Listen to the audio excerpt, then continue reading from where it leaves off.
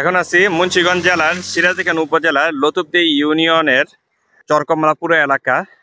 তবে এইখানে কিন্তু আপনার নাহার কোল্ড স্টোরেজ এর বিপরীত পাশেই বলা যায়।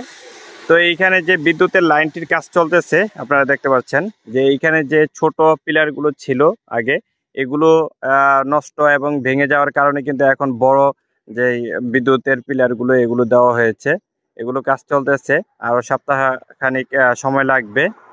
তো এইখানে কিন্তু শ্রমিকরা কাজ করতেছে। তো এই লাইনটা কিন্তু এখন আপাতত এদিক দিয়ে যে লাইনটা ছিল বিদ্যুতের, এই লাইনটি এখন বন্ধ। এখন পাথরঘাটা থেকে কিছুদিনের জন্য লাইনটা ওইখান দিয়ে দেওয়া হচ্ছে। তবে ওদিকের যেই লোড ক্যাপাসিটি, ওই ক্যাপাসিটি কিন্তু ওই পাথরঘাটার যে জোনটা রয়েছে ওইটাই কিন্তু ব্যাকআপ দিতে পারছে না। লতুবদি এবং কিয়াইন ইউনিয়নের কিছু এলাকা লোডশেডিং ঘন ঘন হতে পারে।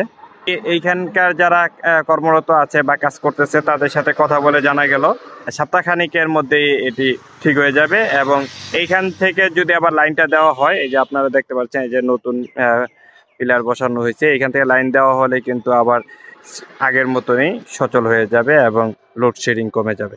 ধন্যবাদ।